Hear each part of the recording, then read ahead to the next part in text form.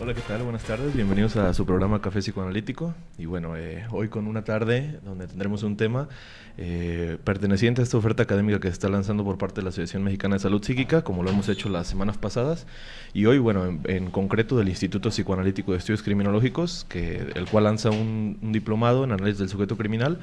Comienza el próximo viernes y bueno, estaremos continuando este ciclo así de temas pertenecientes a esta oferta y bueno, como tal también dándoles un poco de información de cada uno de los institutos, hoy como el que ya les mencionábamos, para si tienen alguna duda, bueno, la externen tanto en comentarios, tanto ahí en las páginas, recordándoles que la página de Facebook es facebook.com/Café Psicoanalítico Radio, y bueno, ahí nos pueden dejar sus dudas, además de checar los demás programas. Saben que retransmitimos uno cada lunes y los jueves el programa aquí en vivo por Radio Morir o mediosrm.com. Entonces, bueno, dejo oportunidad a que mis compañeros también se presenten, que ya el doc ahora sí ya está aquí. Muy buenas noches, mi nombre es Lucy, bienvenidos al programa. Buenas noches, yo soy Domingo, espero que disfruten este programa. Así es, bienvenidos a todos, el doctor Gerardo les saluda iniciamos con el tema y Octavio nos va a decir lo que sigue. Bueno, pues iniciamos, mi nombre es Octavio y bienvenidos nuevamente. Bueno, hoy tenemos un tema, como les decía, de una temática criminal y en específico una escala que se utiliza en varias disciplinas, no solo en la psicología, también en la criminología, incluso algunas veces se ha planteado para la victimología, ciencias que a fin de cuentas para este análisis del sujeto criminal pues nos son bastante útiles. Todo el conocimiento, digamos, que se hace interdisciplinario en cierta manera y aquí es la manera como de conectarlo también, valga la redundancia, ¿no? La escala de Hare, pues titulada así por su propio autor, el doctor Robert Hare, el cual en las décadas de los 70 y los 80 empiezan a hacer investigaciones acerca de la criminalidad como tal. Presenta varias obras al respecto que ya nos van apuntando hacia el término de psicopatía. En las primeras obras no lo maneja así como tal, no habla sobre la palabra psicopatía, sin embargo ya le producen cierto interés las estructuras que van a apuntar hacia la criminalidad, ¿no? Si habláramos del psicoanálisis y cuáles estructuras, alguna vez me hacían esa pregunta, pues podríamos decir que todas están a la par, ¿no? Todas pueden llegar al crimen, todas pueden llegar al delito, pero sin embargo destaca quizás la psicopatía del tipo de crímenes que puede hacer. Muchas veces se vuelven tanto más violentos o muchas veces se van a volver más reiterados, ¿no? Quizás con los otros puede haber una reinserción, como es la llamada readaptación o regeneración, que fue cambiando a fin de cuentas de nombre, pero sin embargo con la psicopatía pues nos encontramos en un plano más difícil. Ya lo hemos aquí tocado con distintos casos quizás, desde asesinos seriales hasta meramente la psicopatía como estudio, y hemos dicho que bueno, si bien no es un determinante que vaya a ir hacia la criminalidad o el delito, una vez que se tiene esto de la psicopatía, porque bueno, la respuesta está de cómo se hace, ¿no? Si nacen o se hacen, pues bueno, vienen siendo ambas. Entonces decimos, ¿qué es lo que sucede aquí, no? Sin embargo, con el tratamiento es el punto clave, ¿no? ¿De qué nos sirve saber si alguien es psicópata o no? Pues bueno, quizás por las dificultades que nos vamos a encontrar en ese tratamiento, y esta escala precisamente viene a observar cómo podríamos determinar si alguien es psicópata, ¿no? Aunque una escala, un test o alguna evaluación por sí sola no va a determinar, pues bueno, es interesante que esta la podamos ensamblar junto con otras investigaciones, ¿no? Tanto la parte teórica, psicoanalítica, que es algo de lo que manejamos en el diplomado, y tanto la parte de otras ciencias, ¿no? Para saber cada uno de los puntos, que aquí les van a nombrar ítems, que nos podría decir de un caso en concreto. Hoy vamos a estar tomando alguno de los casos, por ahí traemos un personaje, Charles Manson, que seguro para la mayoría del público es conocido, este líder de secta, y bueno, iremos ahí ensamblando cada uno de los ítems, cómo se puede ver reflejado en su vida, y así como, bueno, algunos otros casos que nos vengan a mención, ¿no? Pero bueno, esta escala se adapta de una primera de 22 ítems, como le decimos, 22 ítems o rasgos, a después a una de 20 ítems. ¿Por qué se hace esto? Bueno, así como ya lo verán en algunos ítems, es difícil de clasificar a alguien como de manera genérica en ellos. Aquí se quitan uno que es conforme al abuso de drogas, al abuso de alcohol, y el otro por la responsabilidad paterna, que en este caso se le cambia el nombre a responsabilidad nada más, o falta de responsabilidad. Entonces vamos a ver que hay algunos, así como este de la drogadicción o el alcoholismo, que no es determinante, pero que sin embargo en un delito o en un crimen sí podría, así como en la ley, pues ser un atenuante o ser un, como tal, que se le sume más pena, ¿no? Entonces vamos a ver cada ítem por su cuenta y bueno, también ensamblarlo un poco con la teoría psicoanalítica que es la que manejamos, ¿no? Entonces eso como introducción, lo que es la escala de Hare, que como les digo, recibe el nombre, el apellido de este doctor, pero que sin embargo no podemos utilizarla de la manera estricta, en decir, bueno, ya alguien sacó tantos puntos, porque aquí sí se maneja en puntos de 0, 1 y 2, 0 si no coincide con la persona, 1 si tiene la mitad de coincidencias, digamos, o no se puede adaptar al caso en concreto, y el número 2, que sí es completamente adaptable, ¿no? Entonces se hace una suma de puntos, por supuesto pues la máxima sería 40, aquí sería la media 20, pero sin embargo nos dicen que se pueden quitar 5 puntos o 5 preguntas, ¿no? Entonces quedaría alrededor de 15 puntos como de comodín, ¿no? O que llegara a lo máximo. Sin embargo, bueno, como les decimos, a pesar de que alguien ya nos diera como rasgos de, pues presenta muchas de las puntuaciones de la psicopatía, no podemos determinarlo por sí solo, ¿no? Puede ser incluso algún otro trastorno, puede ser simplemente una época de su vida, y aquí sería como ver desde la parte de antecedentes, desde la parte de, bueno, ámbitos en diferentes círculos sociales, el trabajo, la escuela, ¿no? Relaciones sentimentales, y poco a poco, pues bueno, hacerlo más como dijimos en un principio, interdisciplinario, ¿no? Entonces, esta es la escala de Hare, y pues hoy titulamos así el programa, ¿no? Una manera de detectar la psicopatía. Entonces, ya veremos qué descubrimos. Se me hace interesante la escala, sí tiene su utilidad. Me imagino que surge de la psiquiatría, y como todas las ramas de la medicina tratan de hacer algo como más objetivo, o como crear un dispositivo para calificar. Sistematizar. Y como en todos esos tipos de dispositivos, siempre va a depender mucho del operador o de quien lo hace el examen. Entonces, sí se correría el riesgo de, si nos basamos solamente en la escala, de que muchas personas fueran psicópatas y de que muchos psicópatas se fueran sin el diagnóstico, porque tal vez esa persona no está habituada. Entonces tendría que tener mucha experiencia, mucha práctica para poder tener más certeza de que ese diagnóstico en la escala es adecuado. Y por eso siempre es útil también recurrir a la clínica. En este caso, pues la clínica que aplica Octavio es la clínica psicoanalítica. Sí, incluso alguna de las previsiones que se toma para esto de que no pueda quizás salir de esa zona que muchas veces catalogamos como zona neutral en la investigación, pues es esto, que haya dos investigadores que a la vez apliquen la misma escala en el mismo sujeto, ¿no? Esto quizás para darle un poquito más de referencia, de que no vaya a ser objetividad, de que no vaya a ser alguien que se parcialice, ¿no? Alguien que quizás quisiera que sea psicópata, o incluso la parte viceversa, ¿no? En la que no quiera que salga ese diagnóstico. Entonces, esto también lo hablaríamos de algunos de los temas que ya hemos abordado aquí en el café, quizás de la empatía, ¿no? Que a veces puede ser una empatía con el victimario, en este caso el que comete el delito o el crimen, o una empatía también con la víctima, ¿no? Entonces, depende de esta empatía, que también podríamos abordarla desde la teoría del apego, o quizás desde la parte de la imagen, cómo es procesada por el mismo sujeto, pues ahí hablaríamos de qué es lo que sucede, ¿no?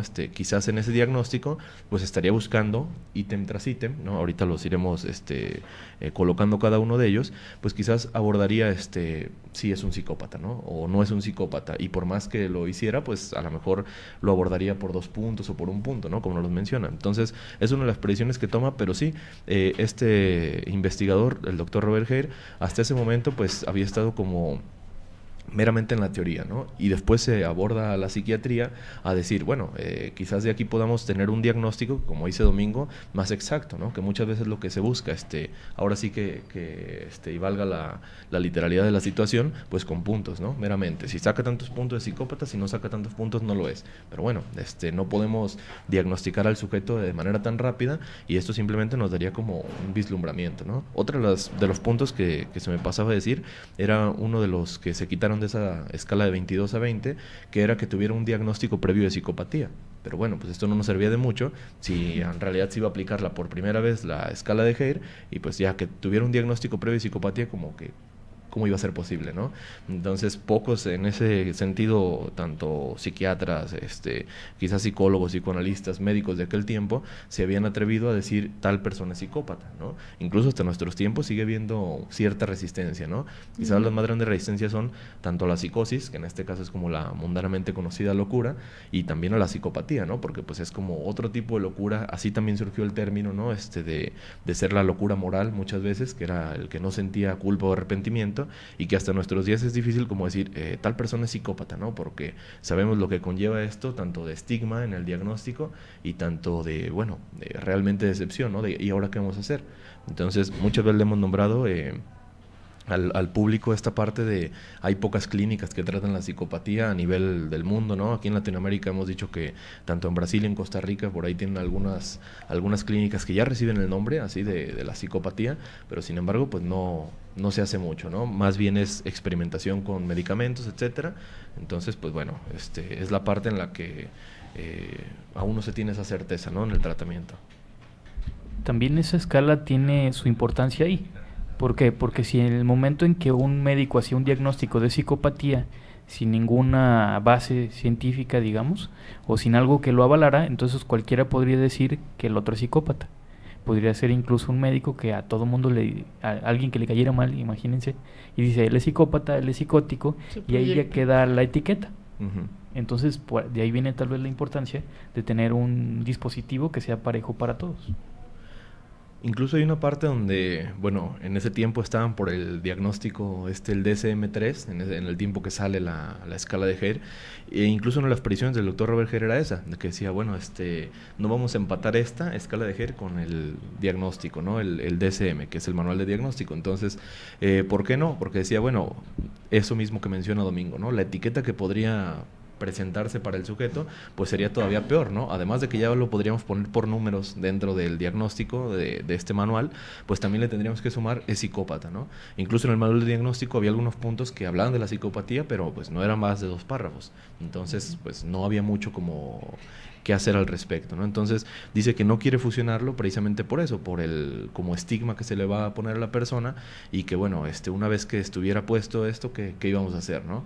Entonces varias críticas se han hecho a este manual de diagnóstico, incluso en los últimos años, previo a que saliera número 5, pues bueno, se hacían varios puntos, incluso algunos autores como creo que era el de la hiperactividad, después se resistía y decía, no, ¿saben qué? Yo me lo inventé todo. Entonces había bastante polémica al respecto de este manual y bueno, pues se sigue editando, ¿no? Se sigue haciendo, pero siempre con esta crítica de como el zoológico humano. Alguna vez leí un libro al respecto de eso y decía, bueno, es que es como cada jaula de cada persona con su número, ¿no? Él es 320.b, él es 208.c, ¿no? Etcétera. Entonces decía, pues no es posible, ¿no? Pasa lo mismo con la escala. La escala se usa como un suplemento, ¿no? Un complemento, depende del test que vayas a utilizar o depende de la evaluación, ¿no? Va a haber obviamente algunos otros vislumbramientos, tanto en su discurso, en las conductas. Obviamente si ya tiene delitos y crímenes también ya vas como con una cierta certeza de vamos a ver qué tipo de delitos y crímenes se cometió,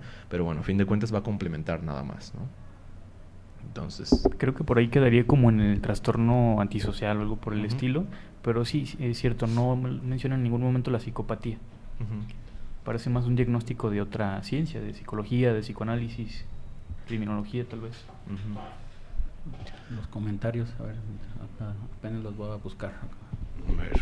Bueno, les invitamos a que dejen sus comentarios. Ya por ahí les indicaron las redes sociales en las que se aparece Café Psicoanalítico, en la mayoría con ese nombre, Café Psicoanalítico. En Facebook ya saben, es Café Psicoanalítico Radio. También en Grodec, en Grobshark, que digan Grodec. También Grodec, no me digas. También el instituto. No, en Grobshark pueden utilizarlas o pueden checar las grabaciones. Entonces, como les decíamos, ahí están los links para más sencillo. En Facebook, Café Psicoanalítico Radio. Y bueno, tanto en Vine, tanto en LinkedIn, Instagram, Twitter, etcétera, pues pueden ahí checar, ¿no? Ahora sí, el café está en todos lados, como dice el doc. Está muy bien. Bueno, Marisela nos manda saludos. Saludos, Marisela. Saludos. Flate nos manda saludos de Ciudad Mante. ¿No es albur? No, ¿verdad? Bueno. Creo que saludos. Saludos. Miramontes también, saludos. Dice Marta que no conocía la escala y se dedica a la criminología. ¿Qué puedes saber? Pues ¿Te la inventaste? ¿Qué? No, ahí están todos los textos, ¿no? Es fácil encontrar textos de este doctor, la invitación ahí en internet. Hay bastantes libros, hay uno muy popular que es Inconsciencia, precisamente haciendo alusión a la psicopatía, y ahí mismo utiliza la escala para algunos casos. Entonces, pues si están interesados, pueden buscarlo así, Sin Conciencia, el libro del doctor Robert Hare, y como les decía, bueno, en distintas páginas, por ahí está de fácil acceso, ¿no? También lo pueden encontrar en físico en varias librerías, tanto aquí de la ciudad o en cualquier otra parte que nos escuchen. También Guadalupe de Jalapa, saludos Guadalupe, saludos a Guadalupe, saludos. Clau Crimi también, ella mera también sabe de estos temas, saludos. Qué bueno, saludos de la especialidad. Y no sé si Aurora eres para nosotros, era para el otro. Dice, bienvenidos señores Brasil. Pues ojalá nos escuche desde allá. Pues saludos también. Saludos a Brasil. Si se quedó a escuchar, independientemente de eso, pues bueno, saludos. Ciudad Mante, Tamaulipas. Es desde allá, muy bien. Ahí está. Pues sí, bueno, para los que no conocen esta escala, pues es la parte histórica que les decíamos, ¿no? Este doctor se ha dedicado en distintas ciencias, principalmente en la psicología, después de un brinco a esto de la psiquiatría. Por ahí hace algunas intervenciones ya últimamente criminológicas, pero bueno, es una cuestión interdisciplinaria, ¿no? Y la escala la propone como eso, como una manera de medir la psicopatía, ¿no? Ya les explicamos esto de la puntuación. Entonces, cada ítem, ahora que se los iremos por ahí nombrando, va a tener una cuestión de calificarlo en 0, 1 punto o 2 puntos, ¿no? Como les decíamos, 0 pues es prácticamente que no tiene nada que ver con la persona. 1 punto es, digamos, a medias, que hay algunos aspectos de su vida que sí coinciden con ese ítem, y 2 puntos si coincide, ahora sí que completamente, ¿no? Entonces, esta es la manera en la que se califica, y como les decimos, no todos las utilizan estas escalas precisamente por la complejidad que puede llevar el diagnóstico, ¿no? Entonces, si se llega a utilizar en una investigación o en un caso que se tomase incluso meramente de estudio, ¿no? Por el ocio de la investigación, pues bueno, se podría tomar así, ¿no? El personaje, irlo dividiendo, como les decimos. Hoy podemos tomar el caso Charles Manson y podemos ir diagnosticando qué es la parte de su vida que coincide con cada una de la escala, ¿no? Y ver si se le da el diagnóstico de psicópata. También alguna vez hacíamos la distinción entre esto de psicópata y sociópata, que es bueno dejarlo ahora en claro. El psicópata va a surgir de esta perversión, ¿verdad? Entonces, el sociópata podría surgir de cualquier otra estructura, pero el psicópata nada más de la perversión, y digamos que aquí valga la repetición, es una perversión perversionada, ¿no? Entonces es ese avance de la misma estructura, y bueno, es así que el psicópata puede nacer o puede hacerse, ¿no? Es el más perverso de todos los perversos. El más perverso de todos los perversos. Sí, obviamente también esto va a dar punto y aparte con su funcionalidad, ¿no? La funcionalidad podría ser incluso psicópata, pero ser una persona que no lleve delitos o crímenes que lo vayan a llevar precisamente a la cárcel, ¿no? Puede ser un tipo de delito quizás más moral, ¿no? En el que la costumbre, la sociedad, etcétera, va a marcar que es un mal comportamiento, pero sin embargo no lo van a procesar. Esa sería la diferencia, ¿no? Entonces, así como todas las estructuras pueden ser funcionales o disfuncionales, en este caso el psicópata también, a pesar de que sea un perverso, como lo dijimos, ¿no? Más allá de esa propia perversión. Entonces, de ahí la misma respuesta de cuando se habla de que se nace o se hace. Bueno, cuando hablamos de nacer, es que viene predispuesto, ¿no? Esto puede ser por la misma transferencia, por la convivencia con esas estructuras, etcétera. Y cuando hablamos de, bueno, que se hace, es poco a poco, ¿no? Quizás ya era un perverso simplemente, pero sin embargo, bueno, su vida, las conductas que va realizando, también las personas que lo están rodeando, o los diferentes círculos, digamos, o situaciones que se le van presentando, lo orillan a tomar ese camino, ¿no? Que a fin de cuentas también es defenderse de esa propia psicosis. Entonces, pues bueno, esta es la respuesta para hacer una distinción entre psicópata y sociópata, ¿no? Entonces, estaremos hablando principalmente de perversos en lo que va de cada ítem, y vamos a tratar de englobarlo de esa manera, ¿no? Entonces, quizás le damos lectura ahí a cada uno de ellos y ya vamos viendo, ¿no? Podemos hacer el ejercicio de todos con su plumita y su... Súmenle, ¿no? Y su hojita, por favor, para que se autodiagnostiquen psicópatas, por favor. Y si vayan a la policía de inmediato. A entregarse. Exacto. Ahí está la indicación del doctor. Ya, a ver, todos, hoja y pluma, por favor. Sí. Primer ítem, a ver, para que contestar aquí nosotros. ¿Sí? Bueno, Para el contestar. el primer punto que viene aquí es la locuacidad o encanto superficial. Bueno, locuacidad, pues precisamente nos habla de este dominio del discurso, ¿no? Muchas ocasiones. El encanto superficial también es algo que sucede, y que alguna vez lo ha nombrado aquí el doc, que normalmente son esos perversos que caen bien, ¿no? O que el perverso cae bien de por sí. Entonces, ya aquí vemos una de las características que se va a complementar con... Aquí el doc ya está haciendo palomitas. ¡Ay, caray! Punto. Que se va a hacer presente en esta misma estructura, ¿no? Para los demás, ¿por qué el perverso va a traer? Y es como algunas veces lo habíamos hecho esa semejanza. A mí me gusta tomar una referencia que la aborda un licenciado en victimología y bueno, en otras ciencias, que es el doctor Rodríguez, de aquí de México, ¿no? Y que nos dice al respecto esta fascinación por victimario, ¿no? Nos lo pone desde un planteamiento desde que la persona va al zoológico, nos dice cuáles son los animales que más visitan, pues dice normalmente los depredadores, ¿no? ¿Y por qué sucede esto? Más allá de que alguien fuera por la estética a ver una jirafa o a ver un elefante o a ver una cebra, etcétera, pues dice precisamente porque a nadie le gusta ser víctimas, ¿no? Si lo empezamos a abordar así con ese breve ejemplo que se toma de la victimología, pues nos habla de esta fascinación también por el psicópata, ¿no? Y algunas veces también hemos aquí hecho la mención de este éxito de series bastante recientes o películas también que ya se han vuelto hasta clásicos, en las que de quien se habla es del criminal, ¿no? De quien se habla es del delincuente. Y ya lo poníamos como ejemplo, pues a lo mejor la serie Dexter, a lo mejor la serie Breaking Bad, ¿no? A lo mejor Hannibal Lecter también, que es un personaje así como muy característico, y que todos ellos, dentro de lo que cabe, son carismáticos, ¿no? No solo dentro de la serie o en la manera de la ficción, sino que conectan con el público. De ahí el éxito y de ahí que temporada tras temporada o películas y secuelas, etcétera, se van repitiendo. ¿Por qué? Porque la gente los acepta, ¿no? ¿Y por qué los acepta? En este caso nos menciona, bueno, a fin de cuentas, y uno de las premisas que recuerdo que escuché del doc alguna vez, pues era que el perverso hacía lo que el neurótico deseaba, ¿no? Lo que el neurótico soñaba, y viceversa. El neurótico sueña con lo que el perverso hace. Entonces, pues a fin de cuentas el contraste de estas estructuras, y hablamos de una neurosis como la mayoría de la población, ¿no? Una neurosis, una histeria como la mayor parte de la población, y esos perversos, y en este caso psicópatas, como la menor parte de la población. Incluso algunas de las estadísticas nos abordan que la psicopatía es el 1%, ¿no? 1% que quizás no suena tan escandalizante es un 1%, pero sin embargo ya para los millones que somos, pues son muchísimos, ¿no? Entonces, nos habla de esta fascinación que se va a tener por estos sujetos, por su facilidad para romper todas las reglas, ¿no? Y reglas desde, como decimos, ya que nos vayan a llevar a un proceso meramente legal, o que nos vayan a llevar quizás al repudio de cierta parte del público, ¿no? Pero aquí un repudio englobado también en esa parte de admiración, ¿no? De cómo quisiera ser como esa persona que no se tiende el corazón, ¿no? Para todos los aspectos, ¿no? Tanto a lo mejor para despedir a alguien, ¿no? En el círculo laboral, tanto para romper una relación sentimental en el círculo precisamente sentimental, ¿no? Quizás en el círculo académico, bueno, no le da pena nada, ¿no? Ha avanzado y avanzado. Y en cada esta de las partes de los ítems, aquí en conclusión con el 1, pues vemos que la locuacidad y el encanto superficial pueden ser una característica de ese perverso, ¿no? Habría que englobarlo, habría que contextualizarlo bien, porque el encanto superficial o la locuacidad no siempre va a ser de un perverso, ¿no? Podría ser de cualquier otra estructura, pero sin embargo aquí vamos a ver cómo la utiliza, ¿no? Si en este caso la mayoría de los ítems se van a conectar con otros. Por ahí veremos en algunos de los siguientes que la mentira patológica, ¿no? Que la necesidad de controlar a alguien, que la manipulación, etcétera. Bueno, entonces si esa locuacidad o ese encanto superficial se utiliza para esos fines, pues bueno, ya podemos contextualizarlo y podemos quizás, ahora sí como el doc decía, pues ponerle palomita, ¿no? Número 2. Número 2. El egocentrismo o sensación grandiosa de la autovalía. Ah, caray. Y bueno, como tal, ¿de qué nos habla esto, no? ¿O qué podríamos decir de ese egocentrismo? Pues no va a ser otra cosa que quizás el narcisismo, ¿no? Hablado con otras palabras.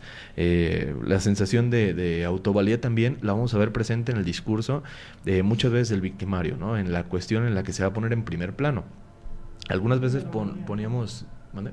La megalomanía. Es megalomanía. También. Algunas veces poníamos algunos casos, y bueno, esos son los que trabajamos también en el diplomado, en los que mediante las declaraciones nunca se van a poner como en algún momento la víctima, ¿no? Y hay distintos asesinos de cualquier tipo en los que al abordar por qué llegaste a esta situación, por qué asesinaste a alguien, nunca mencionan quizás su infancia traumática. Si la mencionan como no pasó nada, ¿no? Así de, bueno, sí, mi papá nos golpeaba a mí y a mis hermanos, ojo, a mí y a mis hermanos, ¿no? Pero sin embargo a mí nunca me sucedió nada, pues es una cosa que ya, terminó y yo seguí mi vida, ¿no? En todo tiempo es presente su propia, digamos, presencia, ¿no? Valga la repetición. ¿Y qué es lo que sucede? Que en este caso no le da como esa, digamos, parte al padre en la que pudo haber sido algún, digamos, elaborador de lo que es ahora, ¿no? Sino que dice, bueno, es algo que me sucedió, un causante, y sin embargo no hay problema. Me recuerda un caso en concreto en el que pues este tipo es un asesino en serie que asesina por diferentes estados de Estados Unidos, ¿no? ¿Y qué es lo que sucede? Pues bueno, él había tenido tanto una infancia en la que lo habían estado abandonando, que sus padres no lo habían querido, lo mandan con su tía no lo había querido, después empieza a buscar un hermano, con el hermano como que empieza a tener este acercamiento, sin embargo no le gusta tampoco así como estar bajo las órdenes del hermano, y sin embargo embargo, dentro del vecindario que vivía había un pedófilo. Y este pedófilo, además de, bueno, sentir esa atracción en concreto con este niño en ese tiempo, pues lo violaba, ¿no? Sin embargo, ¿qué es lo que sucedía? Que él nunca lo interpreta como me está violando, porque el violador le da una motocicleta, así como premio de que no diga nada, le da dinero, así normalmente, y él se siente pues con todo el poder, ¿no? Cuando lo abordamos decíamos, ¿qué es lo que está haciendo con el niño? Pues en este caso está haciendo que no sea niño, simplemente, ¿no? Denle todo el dinero a un niño y ¿qué es lo que va a hacer? Pues no, ¿con quién va a sentir como esa responsabilidad, ¿no? O ese respeto, en cierta manera. Entonces, este niño pues tenía tanto manera de transportarse, tanto dinero a su disposición, y a ese violador, pues aquí sucedió un tipo de empatía, ¿no? En la que no se consideraba como su víctima, sino él consideraba que era el victimario de su propio victimario. ¿Cómo se explica esto? Él decía, bueno, él cree que me domina, pero sin embargo él me está dando dinero y me está dando regalos, etcétera, entonces por mí no hay ningún problema, ¿no? Yo voy con él, y nunca menciona el evento como traumatizante, ¿no?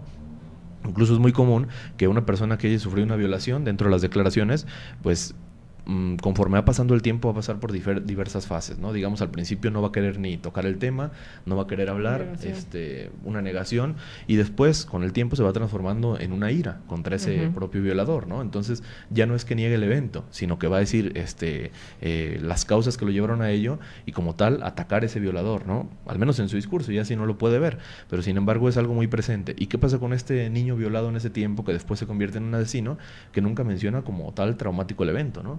Ahí al parecer no siente absolutamente nada al revivir el evento, ¿no? Porque sí dice, sí, había una persona que me pasaba las tardes con él, etcétera, etcétera, y bueno, él me regaló una motocicleta y me daba dinero constantemente, y yo así pues no tenía que trabajar ni tenía que hacer nada. Entonces revivía el evento como tal en el discurso, pero sin embargo sin sentir eso a cambio, ¿no? Y cómo era ahí que podíamos incluso englobar este punto número 2, pues bueno, una sensación de yo estoy dominando a mi propio victimario, ¿no? Él cree que me está haciendo daño, pero sin embargo yo estoy gozando con eso. Y por supuesto, en todos sus discursos presente como de yo fui el que me hice. Oye, ¿no crees que en algunos puntos, hay varias entrevistas ahí en concreto, el asesino es Tommy Lynn Sells, y le preguntan varias veces, oye, así como, ¿no crees que tus padres hayan sido como los causantes de que estés así? Como, no, pues sí sufrí con ellos, pero en absoluto, ¿no? Oye, ¿qué pasó con tu hermano?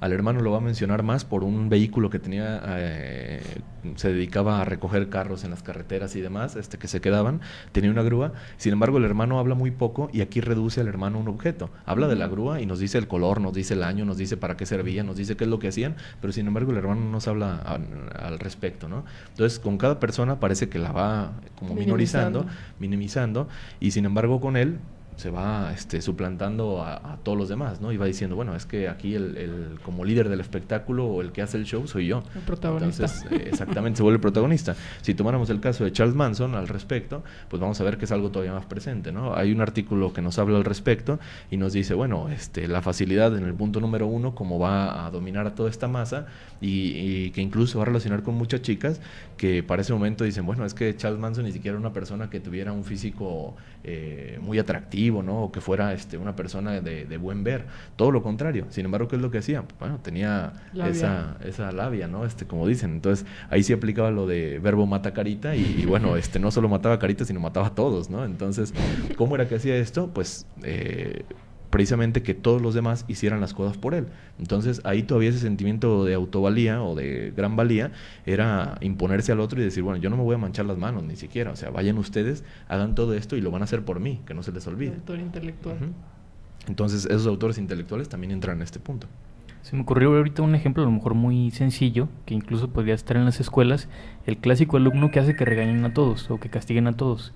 Ahí no lo están castigando a él, él es parte de lo que les provoca el castigo a los demás. Algo así sería, ¿no? Sí, ahí podríamos hablar quizás de una cierta perversión en un nivel funcional, ¿no? Porque ¿qué delito es ese o qué crimen es ese? Pues ninguno. Pero sin embargo la perversión ahí está consistiendo en manipular a toda la situación, todo el salón si se quiere, incluso a la autoridad. Que en este caso, ¿quién es la autoridad? Pues la maestra o el maestro. Entonces está haciendo que esa autoridad reprima a los demás por lo que él no puede hacer. Entonces con el perverso va a ser una premisa que se va a estar repitiendo todo el tiempo, ¿no? Y esa va a ser ir en contra de la autoridad o ser la autoridad. Si está haciendo la autoridad no hay ningún problema, puede ser funcional, ¿no? Esto podría explicarse en algunas de las investigaciones que incluso el doctor Robert Hare también nos menciona, que dice que muchas veces se ponen estos psicópatas en puestos empresariales, ¿no? O puestos laborales. ¿Por qué? Porque no se van a tentar el corazón para esta parte de despedir a alguien, para esta parte de empatizar con alguien, etcétera. Sublimado. Y nos dice, bueno, curiosamente van a estar incluso en estos recursos humanos, ¿no? Que se supone que debería ser todo lo contrario, pero así nos lo menciona el doctor, ¿no? Dice, va a ser todo lo contrario. Uno va con recursos humanos y lo menos que van a sentir es empatía, ¿no? Entonces, ¿qué es lo que sucedía? Están siendo la autoridad de alguna manera. Ahí están con ese cierto poder, ahí están con esa cierta presencia de la ley en la que ellos pueden impartirla y no hay ningún problema. Viene la funcionalidad o viene esto que, como Lucy menciona, entre comillas, sublimado, ¿no? Entonces, con ese niño de la escuela, pues pasaría igual. Es quizás hasta ciertos rasgos perversos, está manipulando a todos, está haciendo que regañen a todos, pero sin embargo, pues bueno, él no le pasa nada, ¿no? Entonces, en cierta manera sí se implica. Bueno, ya nos iremos con algunos más rápido, precisamente porque se van a repetir. También esto es lo que tiene esta escala, que hay algunos que se conectan bastante entre otros.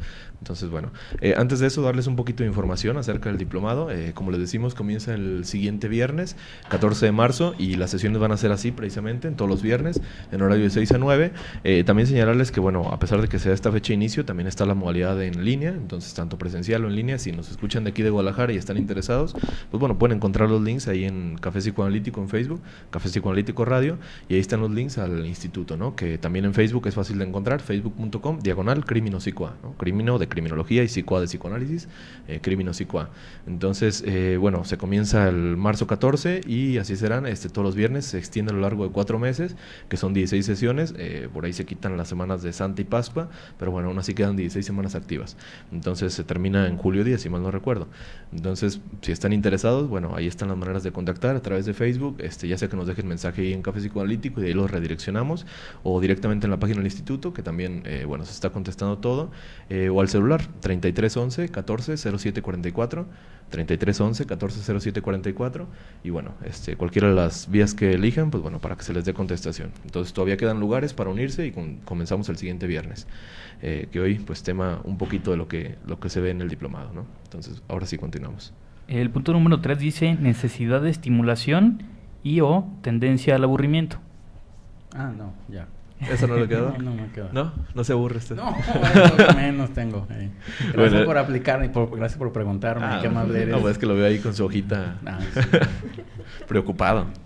Pero bueno, tres nomás. un psicópata no se preocuparía, Doc, entonces. Gracias, uy, qué amable eres. Tú sigue con tu tema. Anda. Bueno, esta necesidad de estimulación, pues lo vamos a ver muy presente en las actividades que van a realizar, ¿no? No solo en actividades extremas, sino muchas veces, aquí se combinaba con el ítem que se quitó hasta ese momento de la lista pasada, que era la drogadicción, el alcoholismo, etcétera, porque se aplicaba mucho al caso, ¿no? Y nos decían, bueno, en concreto son estimulantes y es por esta necesidad que se requiere, que si la pusiéramos de una parte más psicoanalítica o más teórica, pues es la fantasía que está a un nivel muy corto, ¿no? Entonces, la fantasía va a necesitar satisfacerse y aquí va a venir la parte en la que se está repitiendo constantemente. Entonces, en todas sus esferas otra vez sociales, pues se va a repetir esto, ¿no? De una necesidad de estar activos, ¿no? Una necesidad de estimularse y muchas veces va a ser a costa de los demás. Quizás una persona de otra estructura, pues elegiría actividades, elegiría objetos muchas veces que podrían ser su mismo trabajo, ¿no? Su mismo como estudio para estimularse, pero sin embargo el psicópata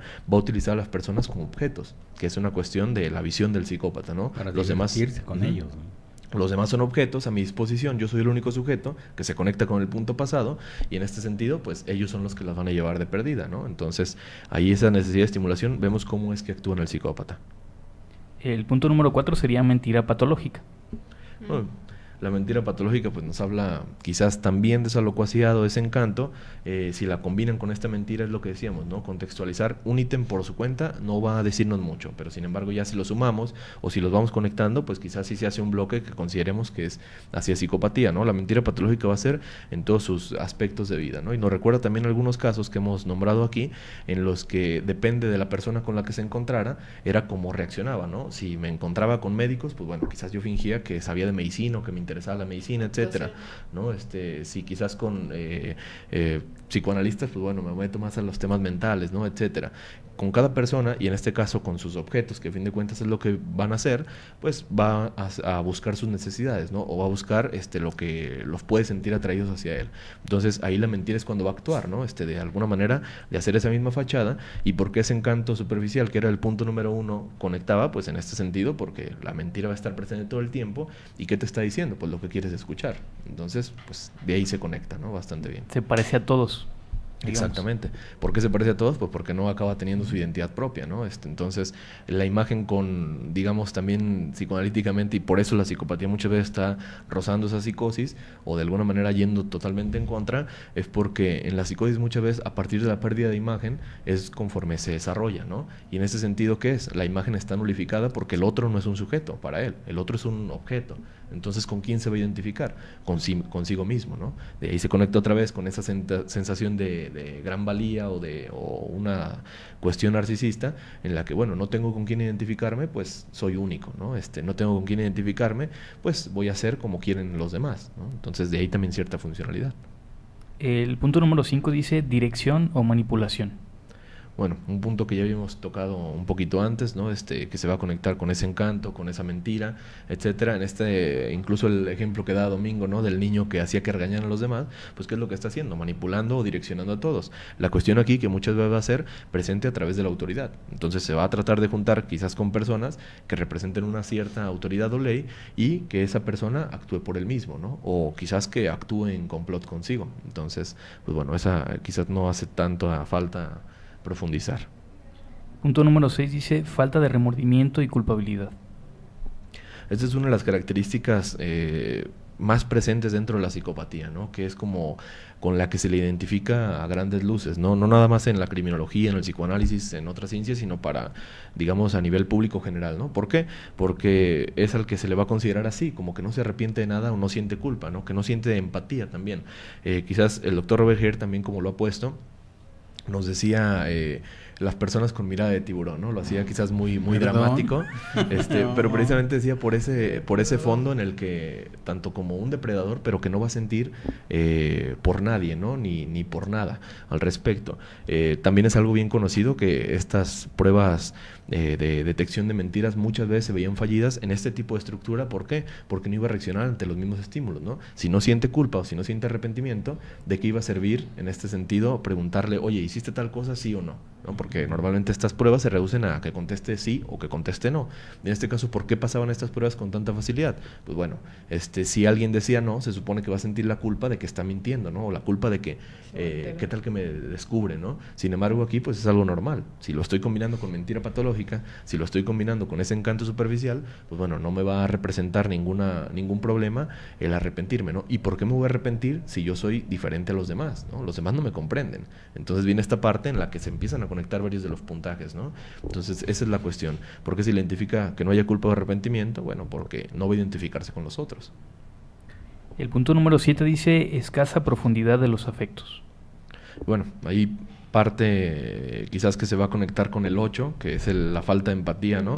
Bueno, ahí no le ponen diagonal en la estabilidad, que esto ya quizás se abordaría de otro aspecto, pero bueno, esta falta de empatía o esta cuestión de escasa profundidad en los afectos, lo vamos a ver presente en sus relaciones, ¿no? Entonces las relaciones con ellos van a ser de una manera muy superficial. Así como el encanto era cuestión también superficial, en esta cuestión la empatía viene de una misma manera, ¿no? ¿Por qué? Porque le dice al otro lo que quiere escuchar, le dice al otro lo que quiere ver en él mismo, ¿no? A fin de cuentas se acaba convirtiendo en la pantalla de las necesidades del otro, ¿no? De los deseos del otro. Sin embargo, ¿qué es lo que pasa? Que nunca se va a profundizar a un nivel de afectos, porque imaginemos la charla que podría tener, ¿no? Muy interesante a un nivel corto, muy interesante a un nivel de conociste a la persona y parece interesante precisamente, pero sin embargo, más allá de eso, ¿qué es lo que sucede? Por ahí casos como tan mencionado y muy famoso que ya hemos traído aquí varias veces, Ted Bundy, que era de que conocía de todo, ¿no? Pero a fin de cuentas, una vez que lo abordaban más, así como de, oye, pues es que tú estudiaste psicología, ¿no? Es que también estudiaste leyes, pero quizás después de la conversación de unos minutos, pues te das cuenta que no conocía tanto al respecto, ¿no? Sin embargo, parecía que de todo sabía, ¿no? Y esto lo vamos a encontrar en distintas personas, que es como de, todo sabe, ¿no? Todo puede contestar, todo tiene al respecto un comentario, pero sin embargo el conocimiento es muy corto. Superficial también. En este caso, de la manera superficial es porque no va a profundizar ni en esa cuestión afectiva con el otro, pero también esa tendencia al aburrimiento que mencionamos antes, pues no lo hace que vaya a tener, digamos, un estudio, ¿no? Que acabara quizás un curso, una licenciatura, ¿no? En un trabajo que perdurara mucho tiempo, por esa necesidad de estimulación es que se empiezan a cambiar. Entonces, pues su conocimiento va a ser del tiempo que estuvo, ¿no? O del tiempo que puede estar. La mentira patológica se vuelve a conectar con esto, como alguna vez escuchamos, por ser la pantalla del mismo otro, entonces de alguna manera puede llevar ese discurso de una manera. Recuerdo que en las perversiones morales lo abordamos, ¿no? La mitomanía, y que decíamos, bueno, el caso de una niña que así apenas escuchaba la conversación de otras niñas y exponía el tema como si fuera de ella, ¿no? ¿Pero por qué? Porque para ella es así, ni la necesidad en este caso de que qué tal que me cache, ¿no? O qué tal que va a pasar si me descubren, pero también en esto de, bueno, es lo que quiere escuchar la gente, yo se los doy, ¿no? Entonces, de ahí se conecta con este punto. El punto número 9 dice estilo de vida parásito. Bueno, aquí se conecta con lo que habíamos dicho, otra vez la necesidad de estimulación, y quizás si lo abordamos teóricamente, esta parte de la fantasía que se está repitiendo pero que no se está satisfaciendo, ¿no? Quizás está en una estadía completamente de goce, ¿no? Parece que todo el tiempo se acerca a ese propio deseo, a ese propio fantasma, si lo queremos ver así, pero nunca se satisface a un nivel profundo, ¿no? De raíz, nunca lo va a descubrir a un nivel consciente. Entonces, ¿qué es lo que pasa? Que en este sentido, pues la vida parásita va a ser también en los demás aspectos, ¿no? Así como mencionamos brevemente un inicio el caso de Charles Manson, ¿qué es lo que hacía? Pues vivía a fin de cuentas de todos sus seguidores, ¿no? Incluso por ahí se conoce que hacía una cuestión de proxeneta de sus mismos seguidores. Por ahí nos menciona uno de los artículos que la casa en la que estaban se la rentaba un señor ya mayor, y sin embargo él mandaba a sus seguidoras a que fueran a hacerle favores sexuales, ¿no? Para pagar la renta. El señor accedía, pero sin embargo, ¿qué es lo que estaba haciendo? Bueno, nuevamente manipulación, dirección, etcétera, pero también esta cuestión parásita, ¿no? O sea, aparte de que tenga una secta, yo no la voy a estar manteniendo, que la mantengan los que me quieran seguir. Entonces, así lo hacía, ¿no? Y esto lo vamos a encontrar pues en diferentes relaciones, ¿no? La persona que está viviendo completamente a expensas del otro, o quizás en esta cuestión de trabajos de una manera en la que se van a mantener al límite, ¿no? Recuerdo una idea del doc que mencionaba, que decía, bueno, así como nos venden al psicópata comercial o el psicópata moderno, que es así como muy intelectual, etcétera. Me acuerdo que mencionaba un caso de que decía, bueno, habrá un psicópata que nada más raya carros, ¿no? O destruye todo el tiempo. Quizás esa vida parásita también se podría contemplar para ese psicópata de bajos recursos, digamos, intelectuales, en la que, bueno, solo va a estar manteniéndose a nivel como de supervivencia, ¿no? Un trabajo para solo tener un poquito de dinero para mis gastos, pero sin embargo no me mantengo en él, ¿no? Entonces, aquí nuevamente habrá que contextualizarlo al tipo de estructura, pero más allá al tipo de sujeto, ¿no? Los recursos con los que cuenta para este tipo de características. El punto 10 dice falta de control conductual. Ahí nos va a mencionar quizás desde una parte que se va a conectar con el punto 14, que es la impulsividad, y en este caso era uno de los puntos que pues nuevamente se repite, ¿no? Este control o esa impulsividad pues van a ser parte de lo mismo, ¿no? ¿Por qué? Podríamos abordarlo desde cierta manera, desde esa fantasía, como ya lo mencionamos, de a nivel corto, pero en esta cuestión es, a fin de cuentas, buscan controlar al otro, ¿pero por qué? Porque necesitan controlarse a sí mismos, ¿no? Alguna vez que mencionamos aquí al border, había algunos casos que se confundían, ¿no? Y que decíamos, bueno, es que el psicópata tiene ciertas características que el border también tiene, ¿no? Entonces, esa necesidad muchas veces de manipulación, bueno, el border la tiene de una manera distinta, es más bien la manipulación hacia él mismo, pero en este caso el psicópata la hace de una manera más activa, ¿no? Esa falta de control conductual, ¿cómo la va a estar estipulando? Pues bueno, llevando el control hacia los demás. Entonces esa manipulación que mencionaban otros los ítems, pues no va a ser otra cuestión en la que su propio impulso o su propia fantasía, o en este caso sus deseos, están presentes de una manera, pero sin embargo los va a depositar en el otro, ¿no? Entonces el otro va a ser el que muchas veces va a vivir esta experiencia por él, el otro va a ser el que va a sufrir esta experiencia por él, pero en esta cuestión es para ver qué es lo que se siente, ¿no? Y va a ser una cuestión en el discurso muy presente, pero ¿qué sentiste? ¿No? De a fin de cuentas, oye, ¿por qué estás llorando? O ¿por qué estás triste? ¿No? Si yo no puedo hacer eso. Entonces, oye, ¿por qué estás enojado? ¿Por qué te enojaste? ¿No? Oye, ¿por qué estás feliz? A fin de cuentas. Entonces, todas las emociones que alguna vez también en este autor que contemplamos hoy, el doctor Robert Hare, pues nos menciona esto, ¿no? Que dice, es como explicarle un color a un invidente. Dice, pues ¿cómo lo haríamos, no? Oye, ¿cómo es el verde? Pues como el pasto, pero ¿cómo es el pasto, no? De color, bueno, como la botella, como el mantel, etcétera, ¿no? Pues a fin de cuentas, ¿cómo se lo explicarías? Dice, así es como se explica un sentimiento a un psicópata. ¿Cómo se haría, no? Te lo van a decir, exactamente, te lo van a decir de diccionario. La alegría es ese estado de ánimo donde, etcétera, ¿no? Pero sin embargo, ¿cómo saben que estás sintiendo eso? Entonces, muchas veces eso de la cuestión de la poca empatía, pues se habla también de esta como disfuncionalidad a nivel de sentimientos, ¿no? Y ese mismo control, pues ¿cómo es lo que lo hace? A fin de cuentas, experimenta en los otros. Entonces, de ahí su misma impulsividad o su falta de control. El punto número 11 dice promiscuidad sexual. Perversos, dice Lucy. No, bueno, o border también. Border también. Sí, esa promiscuidad, aunque la podríamos abordar en la perversión o desde la parte border, pues aquí habría que contextualizarla, que se puede conectar con esa necesidad de estimulación, ¿no? Obviamente va a estar experimentando en la propia pareja, o en él mismo, pero en esta cuestión para ver qué es lo que se siente, ¿no? Y esa promiscuidad muchas veces va a ir de una sexualidad un tanto violenta, ¿no? ¿Y por qué violenta? Porque a fin de cuentas el placer así lo van a conectar, ¿no? En esta cuestión de muchas veces por su propio pasado, en la que los violentaron a sí mismos, pero en otras ocasiones también para ver cómo es que siente el otro, ¿no? Si están en ese estado puro de éxtasis, se supone, quizás la relación sexual, que es como el objetivo de la misma, ¿no? El orgasmo, quizás, y en esta cuestión va a sentir la sensación corporal, pero no va a sentir, quizás, digámoslo así, muy romántico, el enamoramiento con la persona, ¿no? La cercanía, el apego, etcétera. Entonces, ¿qué es lo que va a hacer? Va a violentar a la otra persona. De ahí la misma promiscuidad que podríamos conectarla, ¿no? ¿Cómo es el tipo de sexualidad que está viviendo? Si normalmente es a cuestión de violencia hacia el otro, pues bueno, contemplaríamos que puede ser parte de la psicopatía, ¿no? Pero contextualizándonos en el por qué está haciendo sufrir al otro, ¿no? O cuál es su parte de hacer de esa manera la relación sexual.